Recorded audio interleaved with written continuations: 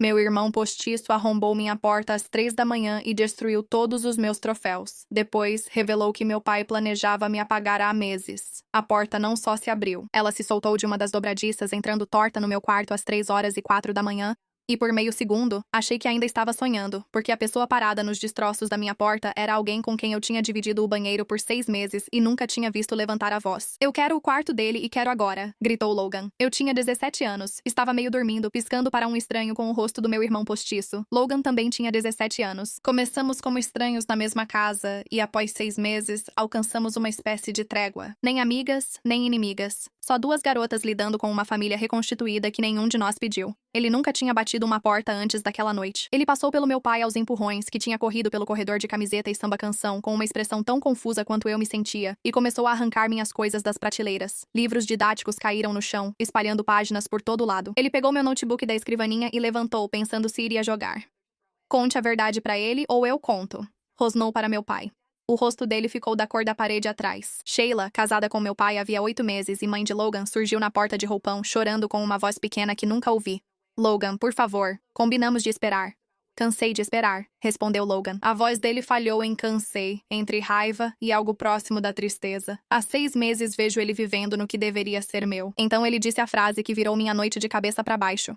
"Você disse que ele era temporário. Preciso voltar um pouco, porque nada do que aconteceu na minha porta às 3 da manhã agora faz sentido, já que antes eu não tinha os 6 meses de contexto. Meu nome é Ethan. Tenho 17 anos, curso o 2º ano do ensino médio, e até outubro achava minha vida estável. Meus pais se divorciaram quando eu tinha 12 anos. Sem drama ou disputa de guarda, apenas 2 pessoas que terminaram e agiram como adultos. Dividia meu tempo entre a casa da minha mãe, a 2 estados de distância, nos verões e feriados, e a do meu pai no restante do ano, como sempre foi combinado, e eu nunca tinha questionado isso. Em março, meu pai se casou novamente. Sheila, que ele conheceu há 18 meses, e seu filho Logan mudaram-se para nossa casa naquele mês. Eu gostava do Logan, mas não éramos próximos nem inimigos. Ele jogava beisebol, eu fazia clube de xadrez e participava dos escoteiros. A gente convivia educadamente numa casa que era minha e do meu pai. Em 6 meses percebi pequenas coisas. Sheila comentava sobre quando Logan teria seu quarto, mas mudava de assunto antes que eu perguntasse o que queria dizer. Meu pai parecia distraído e não entendia o motivo. Uma vez, em agosto, entrei na cozinha e os dois ficaram em silêncio daquele jeito específico que os adultos ficam quando estavam falando de você. Eu disse pra mim mesma que não era nada. Novo casamento, nova rotina em casa, tive um torneio de xadrez, comecei o 3º ano do ensino médio e precisava registrar as horas do meu projeto no escotismo. Minha vida era tão cheia e comum que não dava espaço pra desconfiança, mas revendo havia mais sinais além daquele na cozinha, e desde outubro analisei todos. Do jeito que você reassiste um filme depois de saber o final e de repente percebe todas as pistas que deixou passar na primeira vez. Numa noite de junho, cerca de 2 semanas após Logan se mudar, Sheila media o batente da porta do meu quarto com uma fita métrica, dizendo que era para cortinas, mesmo nunca tendo tido cortinas ali. Achei estranho, daquele jeito vago e esquecível que a gente acha qualquer coisa estranha quando ainda não tem motivo para criar uma teoria sobre aquilo. Num domingo de julho, meu pai me levou para comer panquecas. Só nós dois, algo raro há meses. Passou o tempo todo fazendo perguntas formais, como se não fosse alguém com quem vivia a vida inteira. Eu estava feliz? Queria mudar de rotina? Se eu já tinha pensado numa escola com mais estrutura e mais desafios onde eu pudesse realmente me superar. Disse a ele que gostava da minha escola, do clube de xadrez, atletismo e da aula de física avançada do Sr. Halloran, que esperava desde o 1º ano. Ele assentiu e não falou mais nisso. Achei que era só uma pergunta, mas não percebi que tinha reprovado num teste. Numa tarde de setembro, cheguei mais cedo do treino e vi Sheila no meu quarto, parada perto do armário com um bloco de notas anotando algo. Ela disse que avaliava o espaço para reorganizar o armário de roupas de cama. Acreditei nela porque era mais fácil do que pensar na alternativa, e garotas de 17 anos raramente desconfiam que a madrasta quer tirá-las dali. E tinha o próprio Logan, que eu comecei a perceber que ele andava calado no jantar, de um jeito que não combinava com o garoto descontraído que tinha se mudado em março. Ele parou de convidar os amigos para virem em casa. Ele deixou de falar sobre a temporada de beisebol, que era seu único tema nos primeiros 2 meses morando conosco. Certa vez, enquanto carregávamos a lava-louças, ele perguntou: "Você já sentiu que todos decidem quem você será antes de você opinar?" Eu disse alguma coisa boba e evasiva, aquele tipo de resposta que você dá quando a conversa fica mais pesada do que você está preparada para lidar às 8 horas de uma terça-feira. E o momento passou, e eu nunca perguntei o que ele queria dizer com aquilo. Penso mais naquela conversa enquanto arrumávamos a louça na lava-louças do que em quase todo o resto daqueles 6 meses. Foi o mais próximo que chegamos de contar a verdade antes dela surgir da pior forma, às 3 da manhã, manhã, com uma porta arrombada. Eu não sabia que meu quarto tinha uma contagem regressiva ligada a ele. Eu só sabia, daquele jeito vago que você percebe que uma tempestade está chegando antes mesmo do céu mudar de cor, que algo naquela casa tinha deixado de estar certo e que ninguém ia me contar o que era até que já estivesse acontecendo comigo. Logan tirou um maço de papéis dobrados do bolso da calça de moletom. Eram e-mails impressos, percebi. As páginas macias nas bordas como se tivessem sido manuseadas e dobradas de novo várias vezes. Branson Military Academy, disse ele, jogando-os no meu peito. Começa em janeiro. Meu estômago despencou como na primeira descida de uma montanha russa. Aquele instante em que seu corpo sente algo antes do cérebro. Peguei os papéis do chão. Minhas mãos tremiam tanto que as páginas faziam um som seco na sala silenciosa. E-mails impressos e datados de 3 meses antes, entre a conta do meu pai e a de Sheila, discutindo prazos de matrícula, depósitos de mensalidade, logística de transição para uma escola a quase 1000 quilômetros de distância, que eu nunca tinha ouvido mencionar na minha própria casa. Logan não tinha terminado. Ele ergueu o celular no quarto escuro, com o app do banco aberto no histórico de transações. 15 de outubro, disse ele. No mesmo dia em que você falou que eu ficaria com o maior quarto quando ele saísse. $20 mil, depósito não reembolsável. Encarei meu pai e lembro bem o que disse, pois foi a única frase completa que consegui antes da voz sumir. Você pagou um depósito para se livrar de mim? Ele evitava meu olhar. Ele olhou para o carpete, para o batente da porta pendurado na dobradiça, para qualquer lugar, menos para o meu rosto. Foi aí que o controle de Logan finalmente se quebrou completamente. Ele empurrou minha cômoda com força, rachando o espelho em cima. Depois, arrancou meus prêmios da parede um a um. Jogou no chão minha placa do campeonato estadual de xadrez, certificados do quadro de honra e a carta da banca de avaliação do escoteiro Águia que emoldurei. Você me fez parecer um fracasso só por existir, ele cuspiu. E o jeito cru e trêmulo como falou mostrou que não era realmente sobre mim. Era sobre ele passar 6 meses ouvindo, de um jeito ou de outro, que não era suficiente. Que o filho de verdade, o biológico, era o problema a ser resolvido antes de Logan ter o que aparentemente lhe haviam prometido. Não discuti nem gritei de volta. Fiz o que me veio à cabeça. 17 anos sendo responsável me ensinaram isso, mesmo às 3 da manhã num quarto cheio de vidro quebrado. Peguei o celular no criado mudo e encaminhei os e-mails para minha mãe. Preciso mencionar algo que omiti no início, pois não é lisonjeiro e por muito tempo achei que não importava, mas importa. 4 dias antes da porta sair das dobradiças, tentei resolver sozinha, em silêncio, como fiz nos outros problemas na casa por 6 meses, contornando a situação sem falar sobre ela. Vi Sheila e meu pai curvados sobre o laptop dele na mesa da cozinha numa quarta à noite. Eles viraram as telas quando entrei. Em vez de perguntar, agi como sempre. Eu presumi o melhor. Depois fui procurar evidências para apoiar essa suposição em vez de testá-la. Eu disse para mim mesma que eles provavelmente estavam planejando algo para o meu aniversário, que estava chegando em novembro. Me convenci tanto dessa história que até comentei com uma amiga no clube de xadrez, brincando que esperava não ter que fingir surpresa em outra festa. 2 noites depois, incapaz de me livrar de uma inquietação que eu ainda não conseguia nomear, fiz algo que nunca tinha feito antes naquela casa.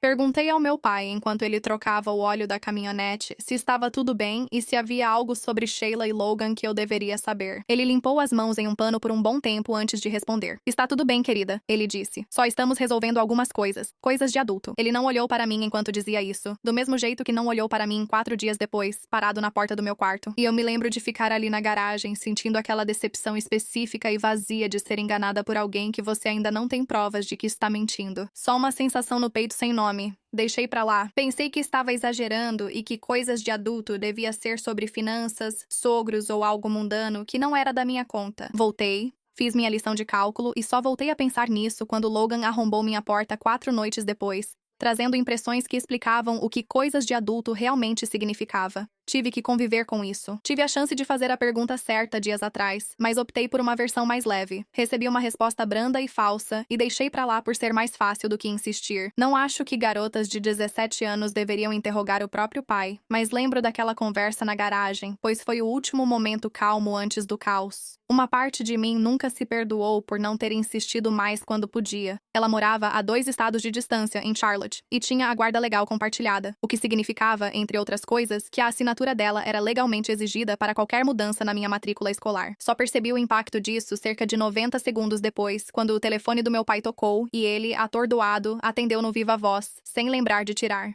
Que história é essa de escola militar? A voz da minha mãe saiu metálica, furiosa e clara. Você precisa da minha assinatura para mudar de escola, Richard. Estou indo com meu advogado. Logan socou a parede.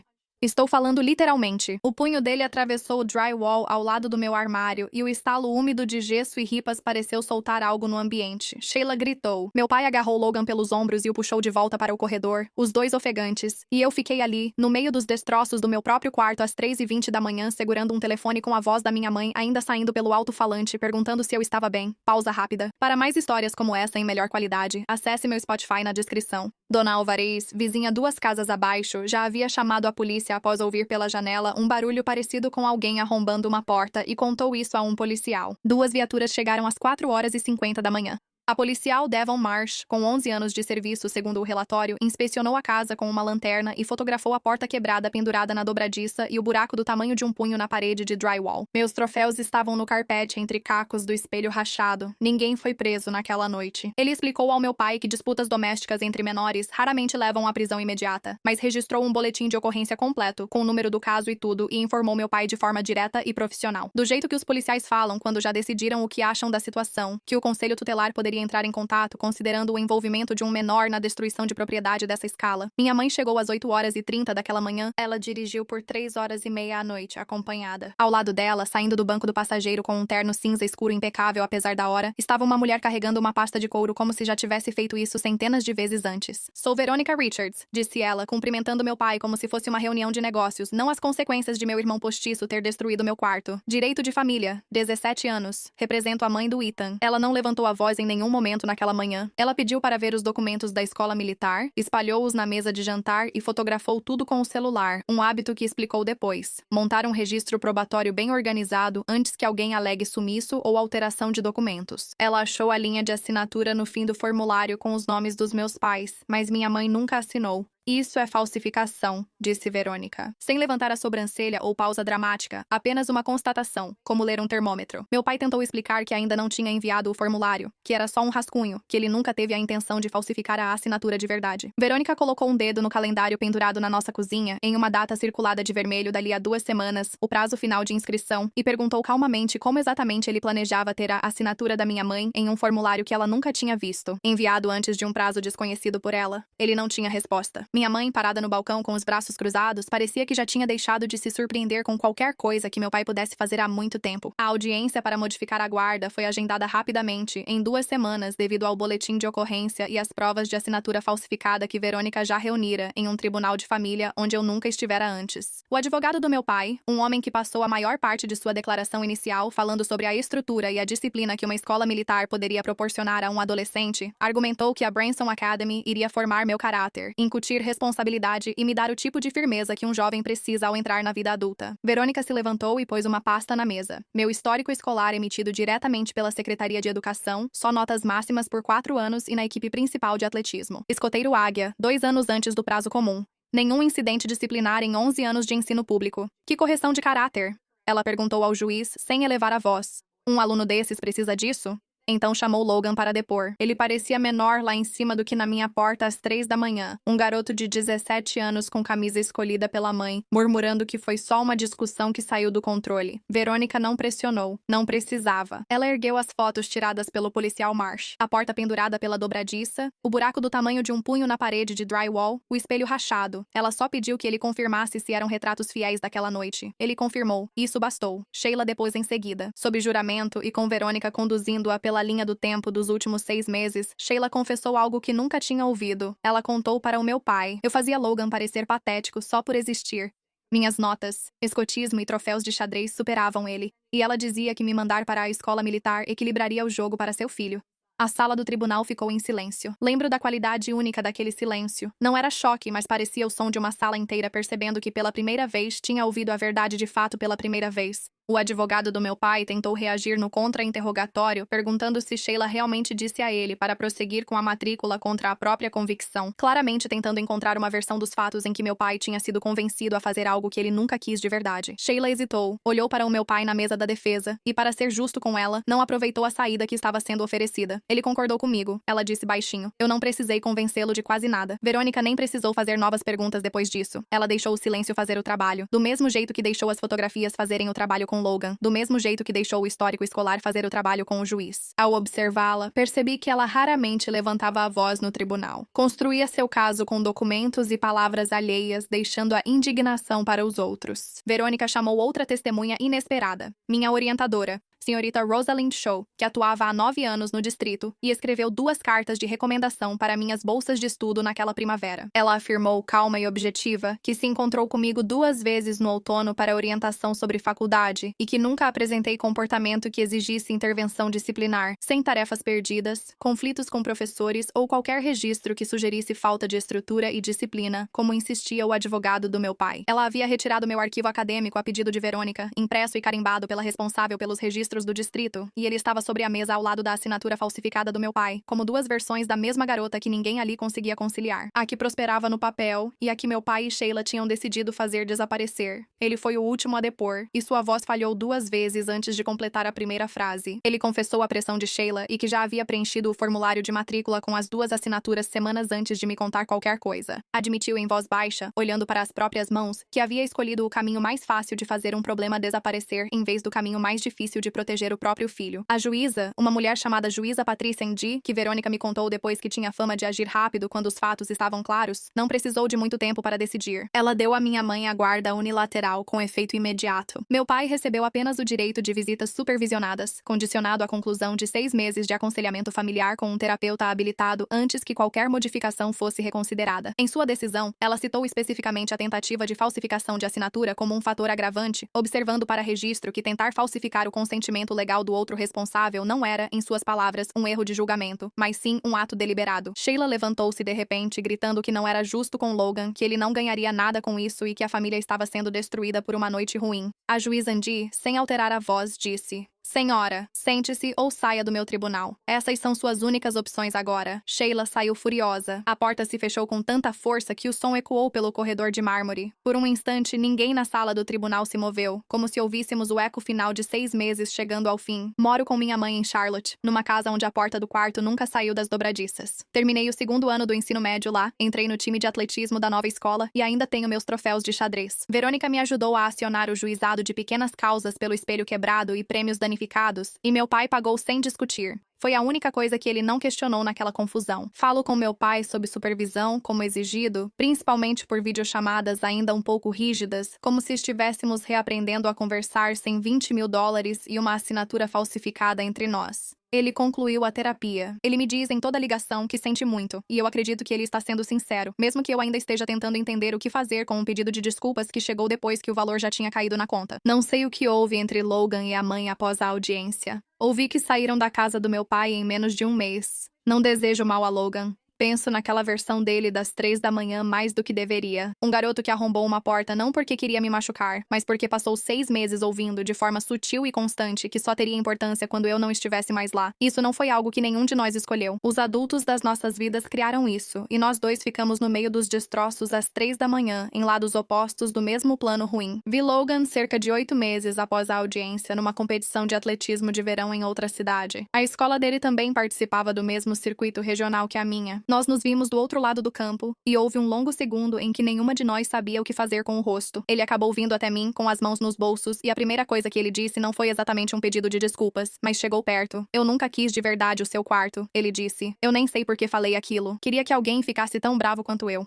Disse a ele que agora entendia melhor que naquela noite o que era verdade. Não nos abraçamos, não trocamos números, nem prometemos manter contato como as pessoas fazem nos filmes quando querem um final redondinho. A gente só ficou ali parada por 1 minuto, no calor, 2 garotas que tinham sido usadas como munição numa guerra que nenhuma de nós começou. E então a treinadora dele chamou ele para o revezamento 4x400. E foi isso. Não sei se vou ver ele de novo algum dia. Uma parte de mim espera que eu veja assim, nem que seja só pra provar pra nós duas que nenhuma de nós se tornou a pior versão do que aquele ano quase fez a gente virar. A senhorita Cho, minha ex-orientadora, me escreveu no outono perguntando da transferência para a minha nova escola em Charlotte. Respondi que foi melhor do que esperava. Já estava no time de atletismo em outubro e ainda pensava no depoimento dela. Ela colocou meu histórico escolar na mesa com calma, como se fosse óbvio que eu não precisava ser consertada. Ela respondeu com uma frase da qual guardo uma captura de tela até hoje. Você nunca foi o problema naquela casa, Ethan. Só garanti que o tribunal visse isso também.